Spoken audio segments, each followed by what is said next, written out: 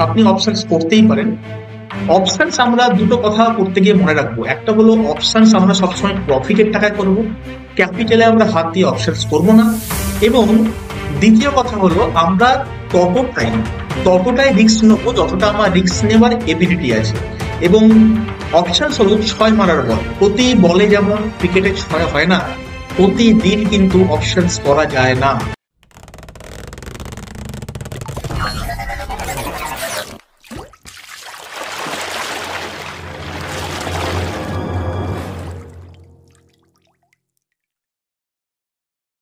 নমস্কার, DD value investing এর পক্ষ থেকে আরো একবার স্বাগত জানাই আপনাদের আমাদের এই চ্যানেলে। তো আজকে আমরা এমন একখানা বড় মুভমেন্ট দেখেছি মার্কেটে সারাদিনে। একটা ত্রাহি ত্রাহি রব ছড়িয়ে পড়েছে মার্কেটের। প্রচুর মানুষজন প্রচুর টাকা লস করেছে, যারা বেসিক্যালি বুলিশ মার্কেটে ট্রেড করতে পছন্দ করেন। কিন্তু এখানে মোমেন্টাম ট্রেডার যারা আছে, বায়ারদের ক্ষেত্রে কিছু সুবিধা কিন্তু ছিল, এবং এই মোমেন্টাম যারা ক্যাচ করতে পেরেছে তারা কিন্তু একটা বড় প্রফিট পেয়েছে।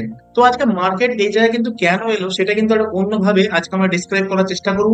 আমার সঙ্গে জুড়ে থাকুন।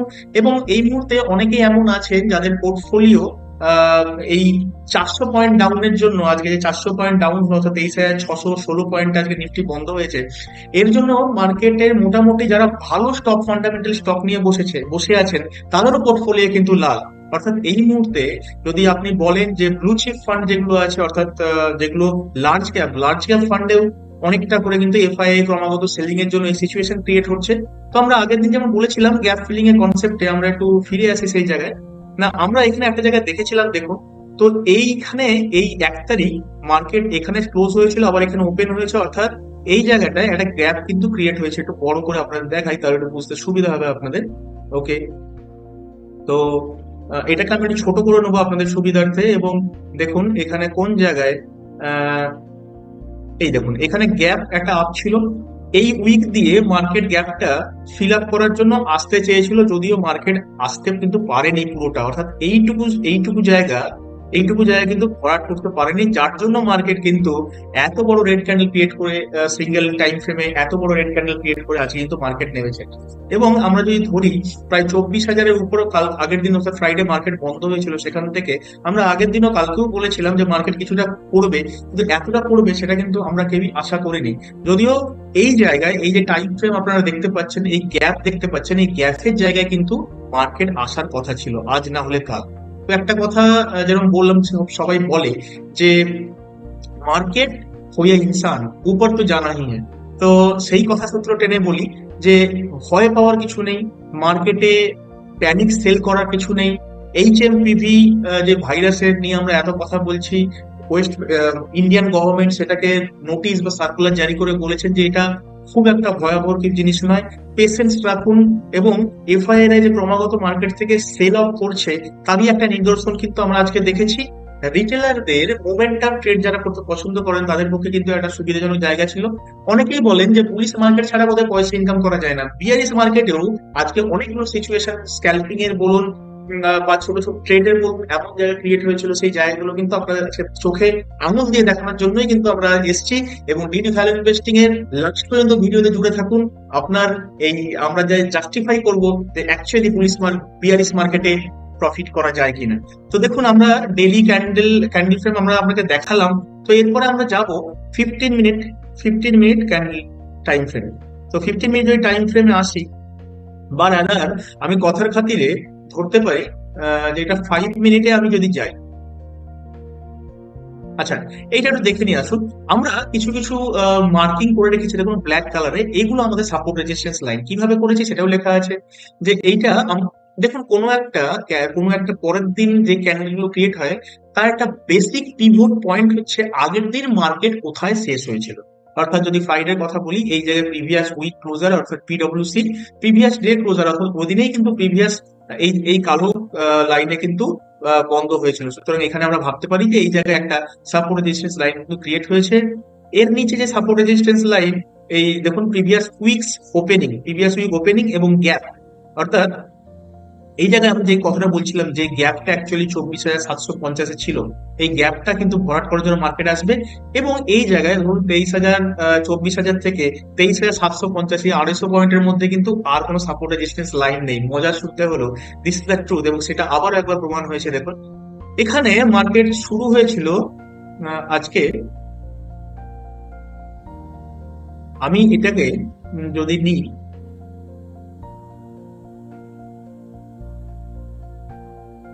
5 মিনিট টাইম ফ্রেম, তাহলে দেখুন মার্কেট এখানে একটা গ্যাপ আপ হয়ে ওপেন হয়েছিল আজকে এবং এখান পর্যন্ত গেছিল। তো এই লাইন আমি যদি পিভট বা এই লাইন যদি আমি সাপোর্ট ধরি, তাহলে এখান থেকে উপরে যাওয়ার কথা ছিল।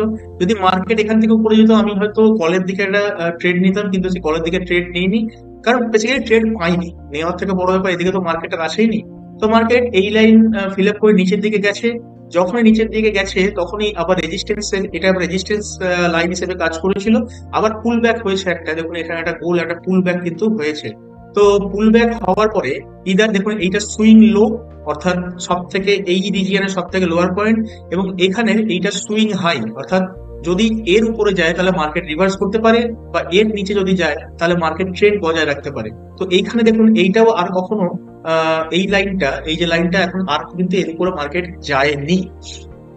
তো এই রিজিয়নে আমার প্রথম লাইন এটা ছিল, তারপরে লাইন এটা ছিল, যদিও এই দুটোরই মার্কেট উপরে যায়নি। এবং এখানে একটা ট্রেডের অপরচুনিটি ছিল, পি বাই বা সি সেলের অপরচুনিটি ছিল, যেখান থেকে মার্কেট আপনি এতটাও আসতো। এবং আমরা সেই কথাই আবার সত্য হলো যে গ্যাপ ফিলিং এর কনসেপ্ট, যে গ্যাপটা ছোট্ট মতো আমরা গ্যাপ দেখতে পাচ্ছিলাম, ওই গ্যাপটা প্রায় 23,750-এ ছিল। দেখুন 23,750-এ ছিল। তো 23,750-এর এই জায়গাটায় কিন্তু একটা সাপোর্ট নেওয়ার চেষ্টা করেছিল মার্কেট, যদিও তারপরে আবার পরে।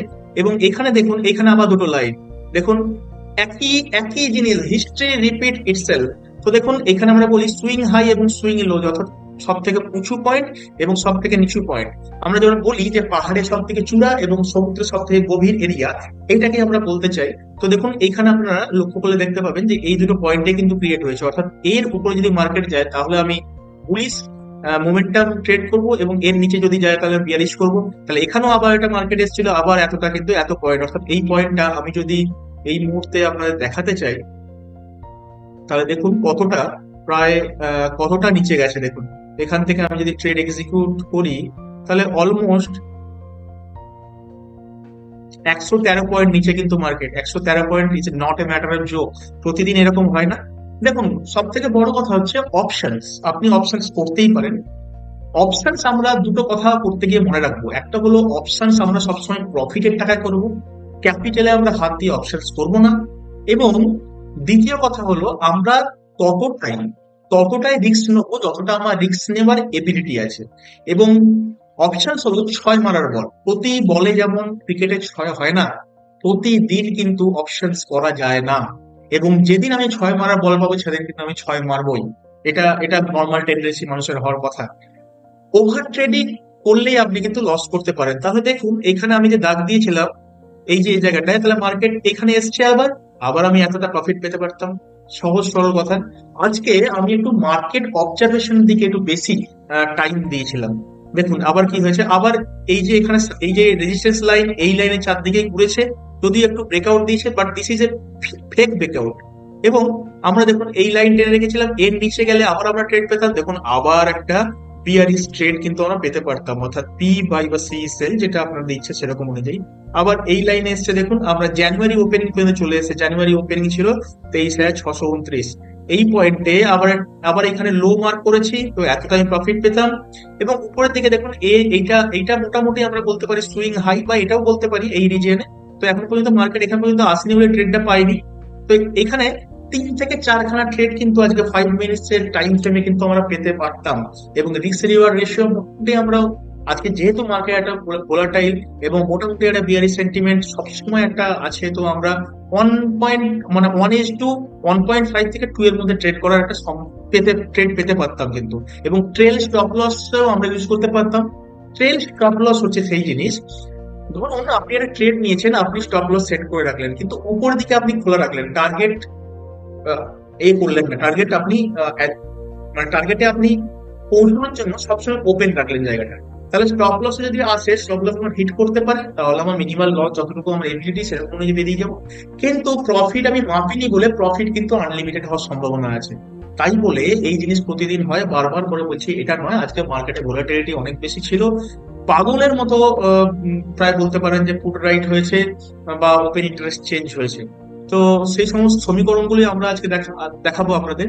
তো আবার একটু রোমাঞ্চকর একটা জিনিস নিয়ে ফিরে আসি। আমরা যেমন ইকুইটির উপর বেশি স্ট্রেন দিতে চাই, আমরা মনে করি যে ইকুইটি আমাদের স্ট্রেন। তো সেই জায়গায় দাঁড়িয়ে দেখুন ইকুইটির কি অবস্থা আজকে। আমরা যদি আজকে হিট ম্যাপ দেখতে চাই নিফটির, দেখুন অলমোস্ট ব্লাড মানে পুরো লাল। তার মধ্যে আইটিসি 7% পড়েছে, এবং আইটিসির এই পড়ে যাওয়া, এই 7.5%-এর বেশি পড়ে যাওয়া চাঞ্চল্যকর একটা তথ্য আপনাকে দিয়ে যায় কেন মার্কেট এতটা পড়লো। তো আইটিসি যদি আমরা প্রাইসে যাই, তাহলে দেখুন আমরা দেখতে পাই যে আইটিসি এখানে দেখুন, এখানে ছিল প্রায় 482-র কাছাকাছি ট্রেড করছিল। আজকে এই জায়গাটা হয়ে দাঁড়িয়েছে 442 টাকায়। এটা কেন? কারণ একটা খবর এসছে যে আইটিসি আইটিসি হোটেলস একটা আলাদা একটা ট্রেডিং একটা বলতে পারি আমরা একটা আলাদা এন্টিটি ক্রিয়েট করছে ITC. ITC hotels, ITC basically tobacco company, tobacco basically deal করে। তো আইটিসির একটা পার্ট ডিভাইড হয়ে যাচ্ছে, সেটা হচ্ছে আইটিসি হোটেলস।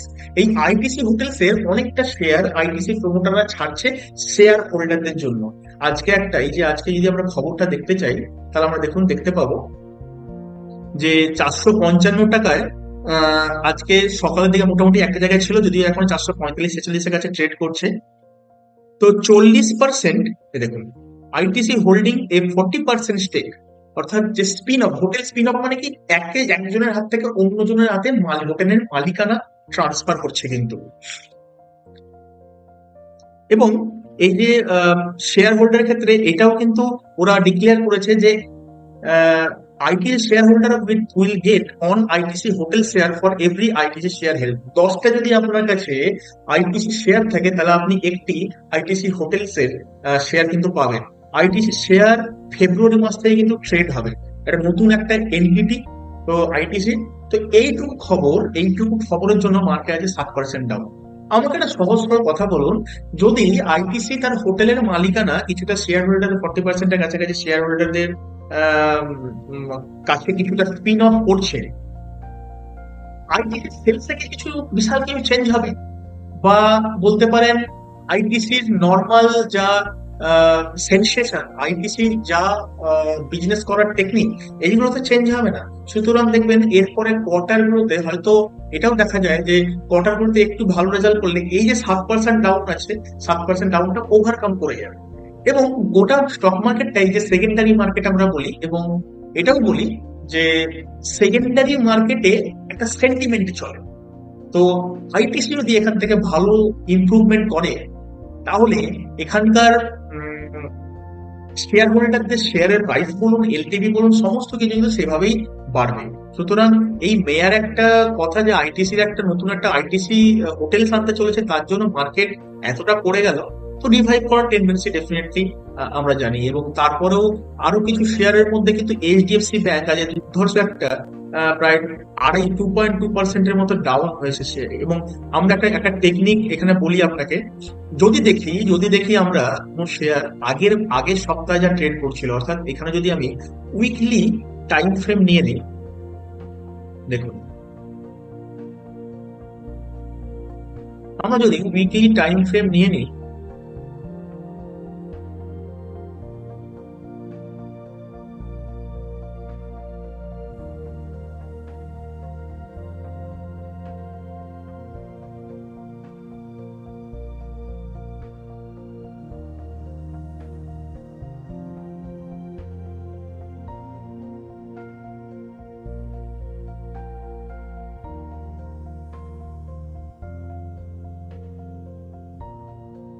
রাইট। তো আমরা যদি এখানে উইকলি নিয়ে নিই, তাহলে আমরা এমন বলেছি এটা আপনাদেরকে যে কোনো একটা সাপোর্ট রেজিস্ট্যান্স বড় টাইম ফ্রেমে, তার পরবর্তী ডান দিকে যে ক্যান্ডেল গুলো হবে তার তার তার জন্য সাপোর্ট রেজিস্ট্যান্স। তাহলে আমি এর আপার লোয়ার অলরেডি কিন্তু মার্ক করেছি, দেখুন। এবং এটা যদি আমি ডেইলি ক্যান্ডেলে নিয়ে আসি, তাহলে চিত্রটা কিছুটা এরকম হবে। এবং দেখুন এখানে এইটা আগের সপ্তাহের হাই, এটা আগের সপ্তাহের লো, এবং এই জায়গায় মার্কেট নিচের দিকে গেছে, নিচের দিকে যাওয়ার পরে কিছুটা এই জায়গায় কিন্তু মার্কেট শেষ হয়েছে, অর্থাৎ ওপেন হয়ে এখানে শেষ হয়েছে। এবার যদি মার্কেট পরের দিন এই জায়গায় মানে ভেতরে এই দুটো লাইনের ভেতরে ক্লোজ হয়, তাহলে আমি ভাববো যে এই যে ব্রেকআউট হওয়ার চান্সেস ছিল, that is kind of fake out. কারণ এখানে আমরা পুট বায়ারদের ট্র্যাপ করতে পারবো, এবং আহ, এখান থেকে মার্কেট উপরের দিকে উঠতে পারে। তো আমি বহুদিন আগে, অর্থাৎ এপ্রিল মে মাসের দিকে কথা বলছি আপনাকে। খুব বিখ্যাত একজন ব্যক্তি ছিলেন, স্টক মার্কেটের একজন ব্যক্তি, আমি ঠিক রিমাইন্ড করতে পারছি না, কিন্তু এই কথাটা বলেছিলেন যে 1400 টাকায়, সেই সময় আপনাদেরকে কথার খাতিরে দেখিয়েও দিই এটা, যাতে আপনারা বিশ্বাস করেন, যে ভাবেন যে আমরা যাতে মিথ্যা কথা বলি এটা যেন না ভাবে। তো একটা সময় এমন ছিল যে এইচডিএফসি ব্যাংক প্রায় 1300-1400 টাকায় ট্রেড করছিল।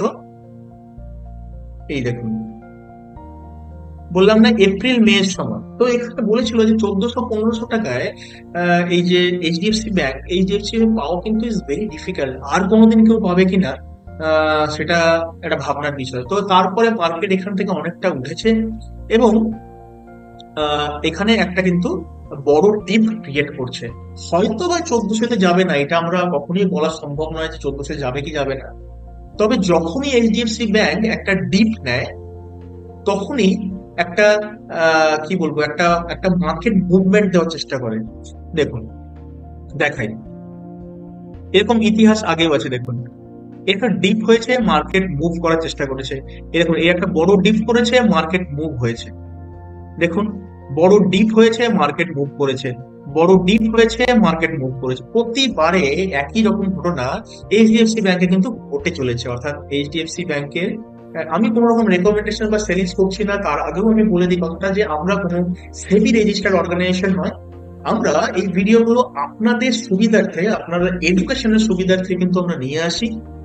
পুরো ভিডিওটা মনোযোগ দিয়ে শুনবেন। আপনি কোনো ট্রেড নেওয়ার আগে আপনার ফিনান্সিয়াল অ্যাডভাইসের সঙ্গে অবশ্যই যোগাযোগ করবেন, এবং আপনার কোন রকম লাভ ক্ষতির কিন্তু দাবিদার আমরা কিন্তু নই। এবং এই গোটা ভিডিওটা দেখুন, প্রতিবারে আমি এইটা বলার এই জন্য উদ্দেশ্য, আপনি ব্যাক টেস্টিং করবেন, নিজের উপর ভরসা ক্রিয়েট করুন।